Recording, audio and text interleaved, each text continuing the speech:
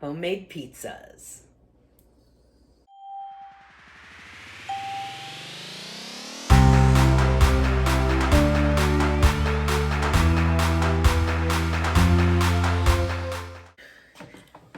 Hi friends, welcome to Carrie's Culinary Crust, where we talk all things food. And today's the Super Bowl. And since I already did my Super Bowl appetizers the other day, today we're going to make some homemade pizzas. So come along and I'll show you how to make pizzas from scratch. Okay, so we're going to get started with the dough because we do have to let it rise for about an hour. This is a super easy recipe, but it's my go-to for pizza crusts. And so let's get started. I am probably gonna make 2 extra large pizzas because at this point there's 5 of us here. My son and his girlfriend. My other son went back to college, so he had already left. So it's me and my husband. So I'm gonna make like 2 extra large pizzas, and I think I'm gonna make 1 buffalo chicken and then 1 regular like red sauce, pepperoni, etc.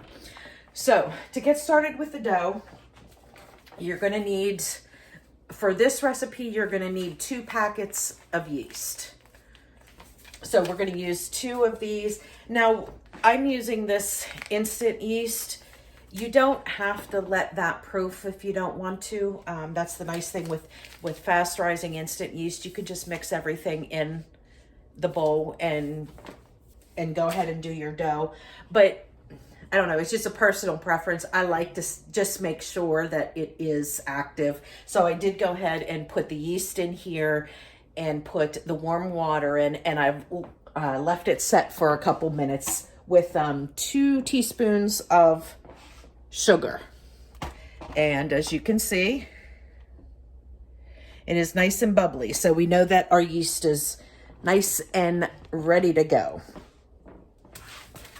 So once we have that in there, I have the 2 teaspoons of sugar. I have 1.5 cups of warm water, not hot water. You want warm water. You want it to feel like bath water. You don't want it to burn your finger, okay? So then I want to put in some salt, flour, and oil. Now I have a little bit of my garlic infused olive oil and garlic and herb. I'm going to go ahead and use this. I think it'll be wonderful in the crust. So I'm going to use half of this in the one, and then I will use half in the other dough. But you want to use 1/4 cup.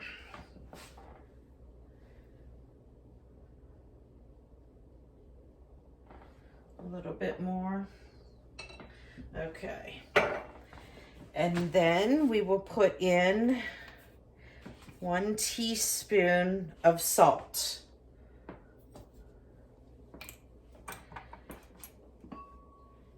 And then we want 4 cups of flour. Now, I never put all 4 cups in at once. I start off with 3 cups, and then I will add the last cup just a little bit at a time if needed. It all depends on your area. So there's 3 cups right there. So I'm going to go ahead and put this on. Guess I got to plug it in first.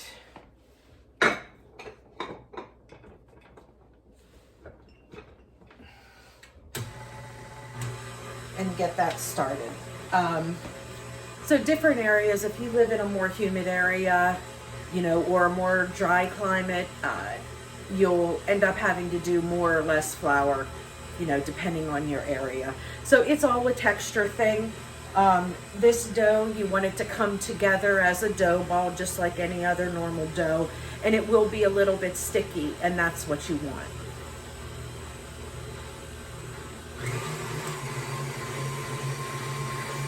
Oh, that oil smells really good.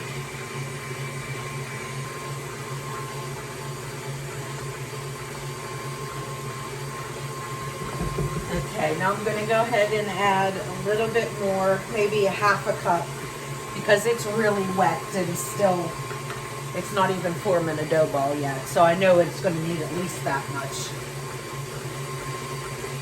Okay, I'm gonna add a little bit more. Let me see, pull you close here. See if you can see that. It's still pretty like sticky.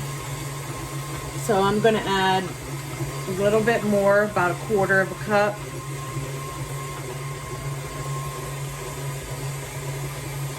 So right now we're about 1/4 of a cup away from the actual 4 cups.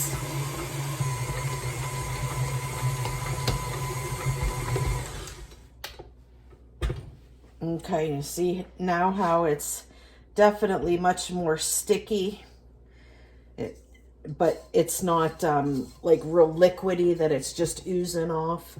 So we're getting a little bit closer. So I want to go ahead and scrape down the sides, put it on a little bit more, and see if that all comes together in one cohesive dough ball.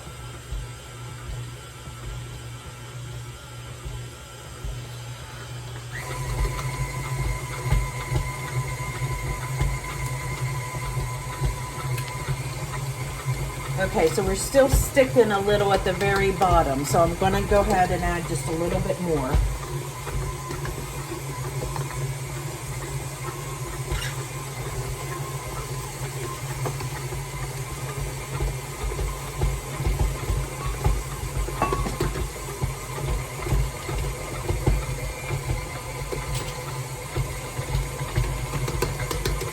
Oh, you know you're getting close when your KitchenAid starts dancing.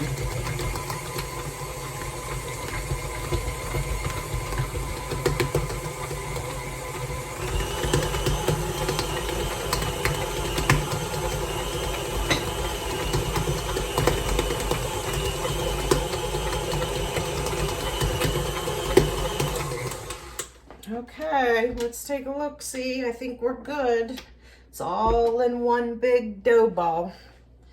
Okay, so that is what we want. Now I'm going to go over and get 2 bowls because I need to make another.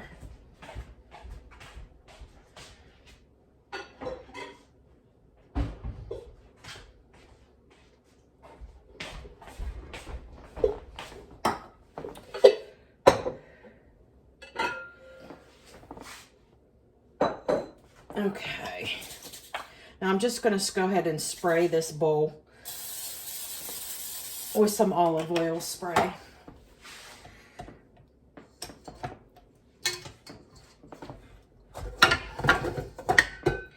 Okay, you see that? You see how like the sides got all cleaned off and it's all in a dough ball. That is what you want.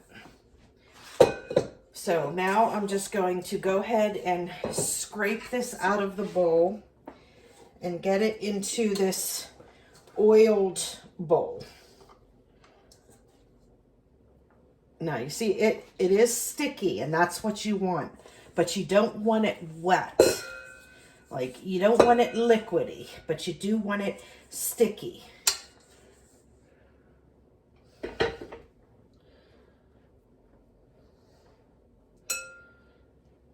Okay, now I'm going to go ahead and spray the top of this as well. And then I am going to put this in my oven. I have a bread proofing cycle in my oven. So I'm going to go ahead and put this in the oven and then I'm going to whip together another dough.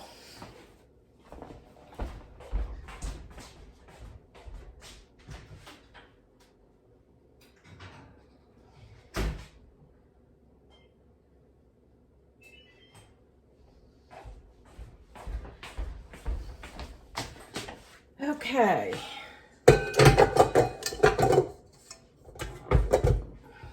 All right.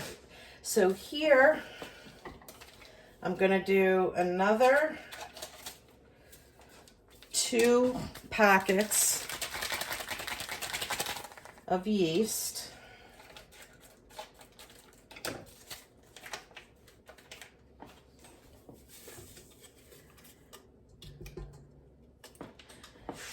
And then I'm going to get 1.5 cups of warm water.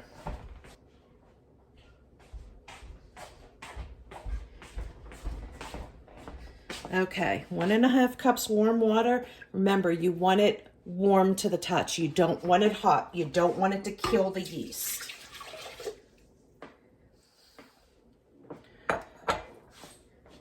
And then we want 2 tablespoons of sugar.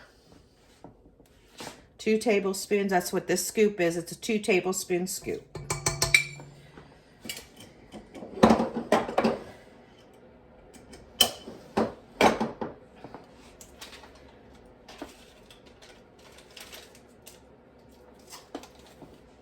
And I will just let that sit for a minute, just to make sure it starts bubbling. But like I said, if you have the fast rising yeast, if you're in a hurry, you certainly don't have to do it. I just do it just to make sure it's like an extra safety thing, because there's nothing worse than making something and then your yeast is bad and it doesn't rise. But as I can already tell, we're already bubbling in there. You see that? You can already see that it's bubbling in there. So we know that our yeast is active. So I'm going to go ahead and add in the rest of my ingredients and get this mixed up as well.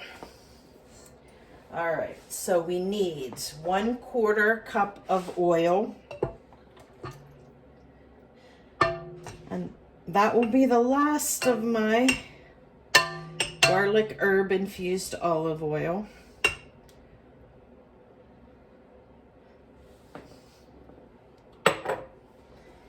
And we will need 1 teaspoon of salt.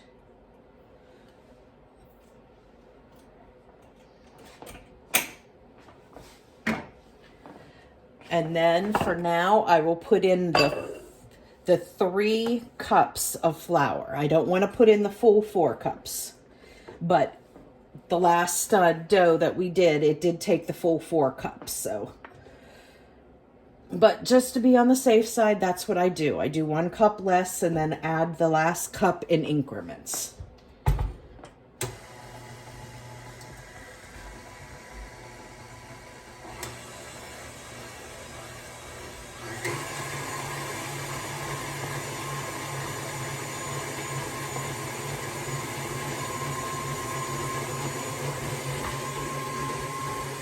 Comes together in no time at all. Look, I made 2 extra large pizzas. Like these will be like 16 or 18-inch round pizzas.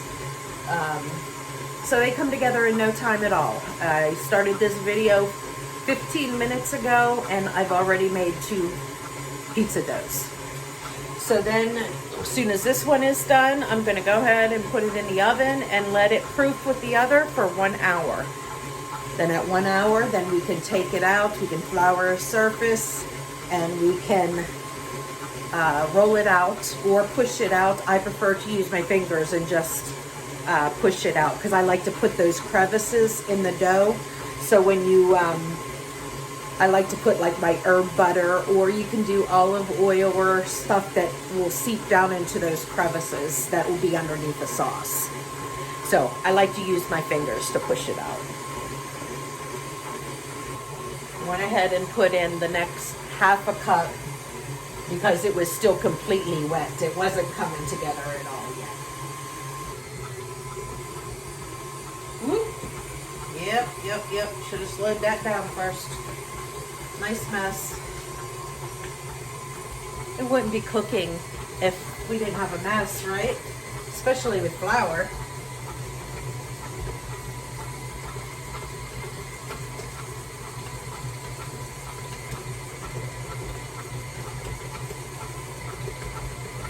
And it looks like this one is done. It has come together in a big dough ball, and my KitchenAid is starting to dance. That's usually a good sign.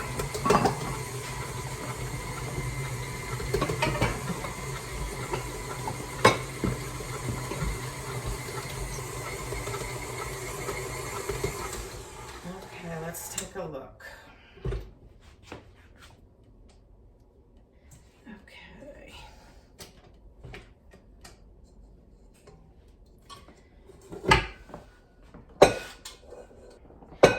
So I'm going to go ahead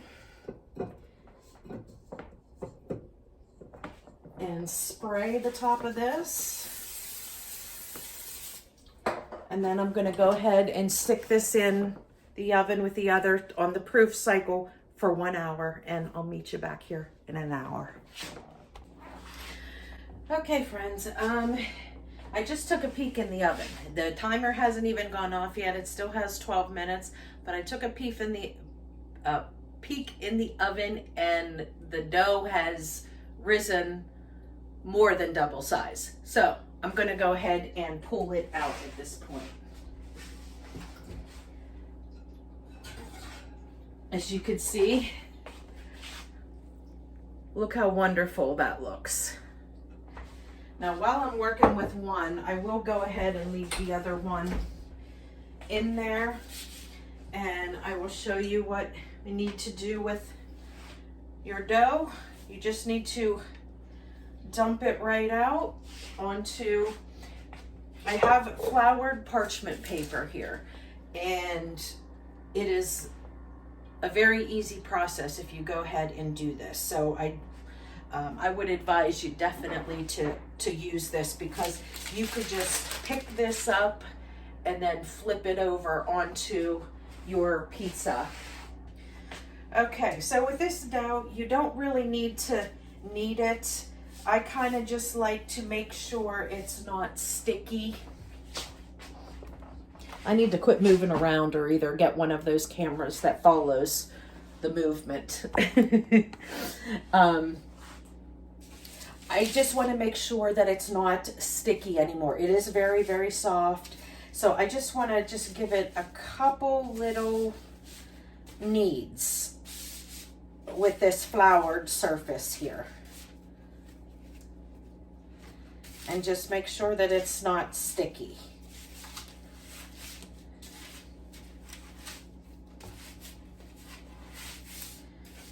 Okay. Now that the dough is not sticky, it is really nice, soft, and smooth. Okay, so what I want to do is I want to put this into a ball shape, put it back on here, and I want to let it rest for 10 minutes. You want that gluten to rebuild, because since we dumped it out from here, it deflated, so that all that rise we had pushed out.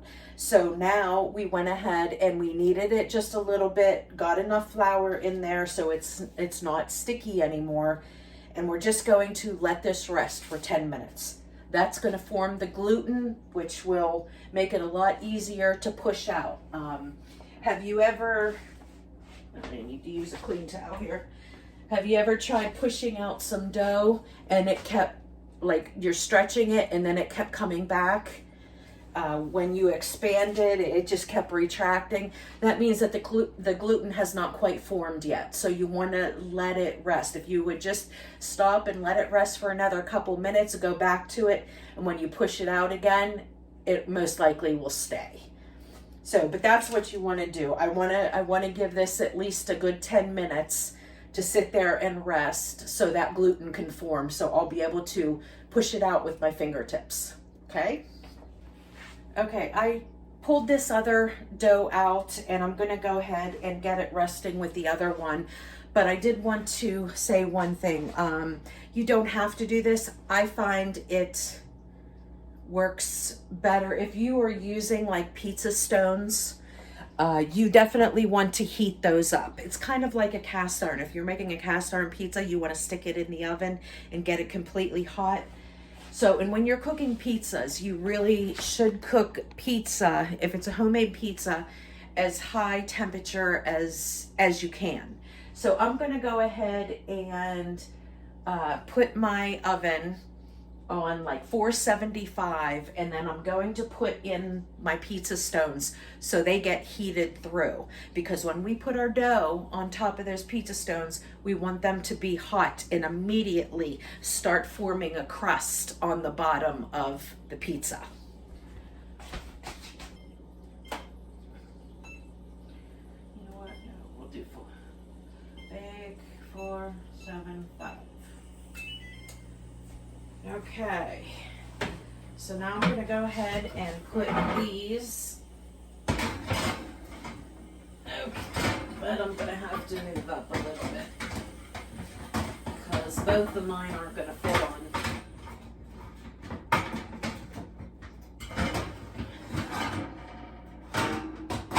Both of them are not going to fit on.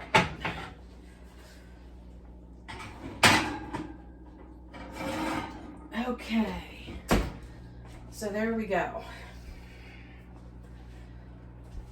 All right, so then I'm going to go ahead and dump this second one out.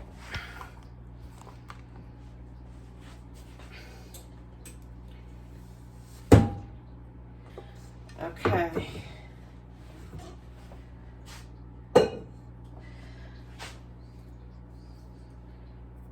All right, now I'm just going to give this a couple little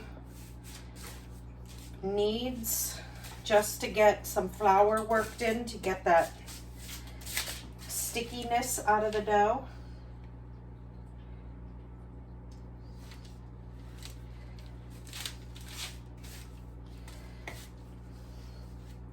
See how it's nice, smooth, and soft now? It's a little bit sticky on the bottom, so I'm going to put this flour under here. Put it into the into a ball. And then we want to set it like that. And then I'm just going to move this over here so this towel can share both.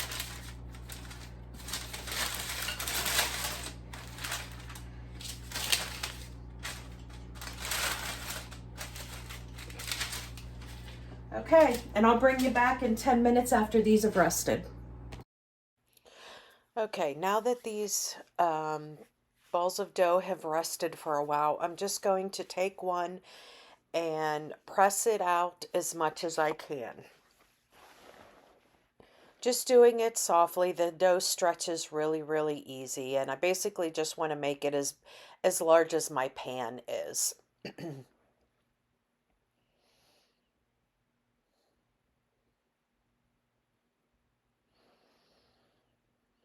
And as you can see, it doesn't take much at all to just press out this dough. It's a very nice, fluffy dough, and it just pushes out really nice and easy.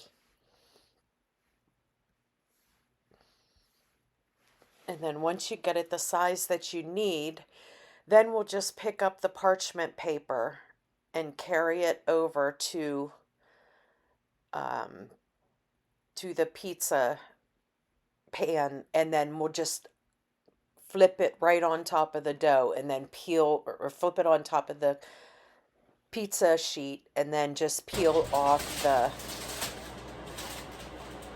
parchment paper just like that.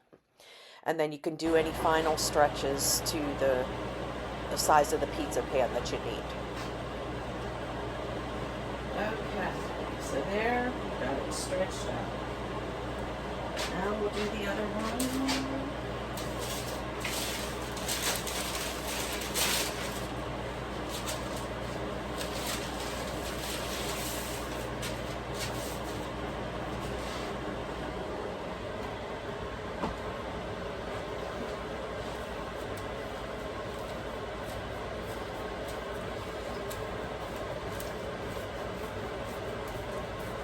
And as you see, like when you let your dough rest a little bit and let that gluten form, then you don't have problems with pushing out your dough. When you push it out, it stays where it needs to be, and it's nice and easy.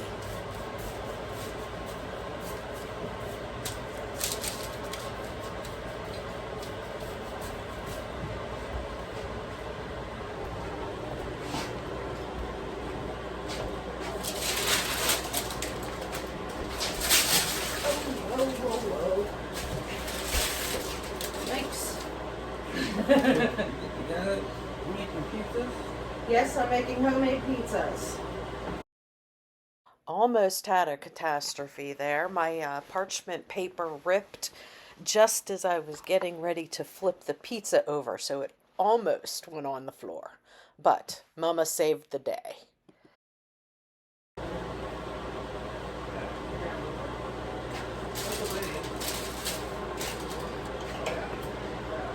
You guys just want cheese and pepperoni on yours?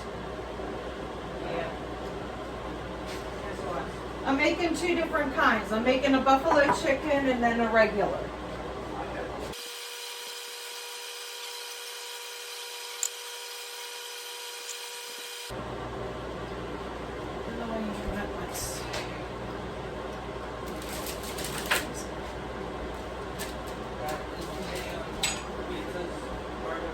What, honey? You got an ETA on how long to cook pizzas? Probably about 12 minutes once they're in the oven. 12 to 15 minutes. Alright. So, as soon as I put them together, then they're done.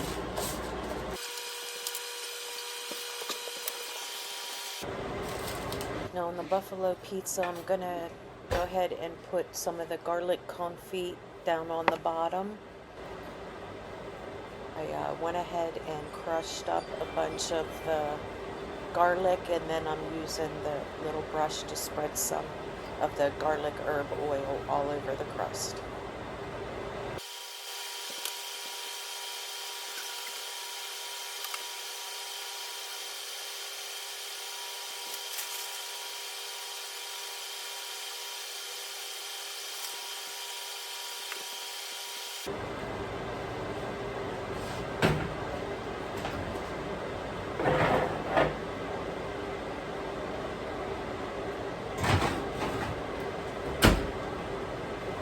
Okay, there's one.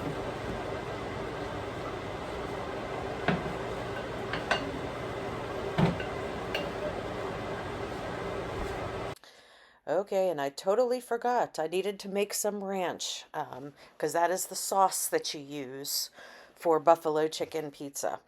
So I just put 1 scoop of my ranch seasoning mix, my homemade seasoning mix, in with 1 cup of mayonnaise, and then 1/2 cup of milk.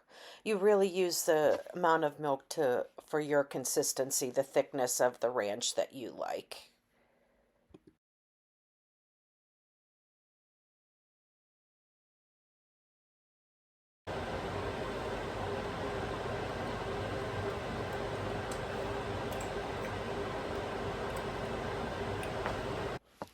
Okay, now here I'm just assembling the pizza. I'm putting the homemade ranch down first as the sauce. Then I'm going ahead and putting the buffalo chicken.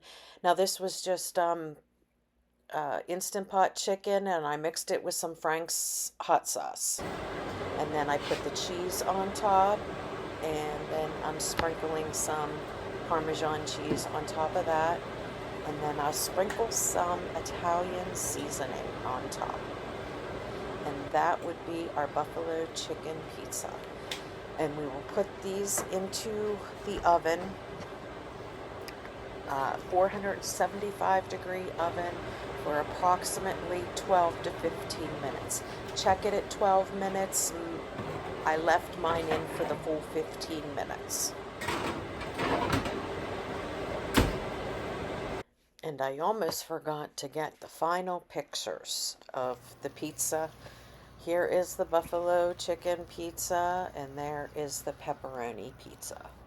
And it was delicious.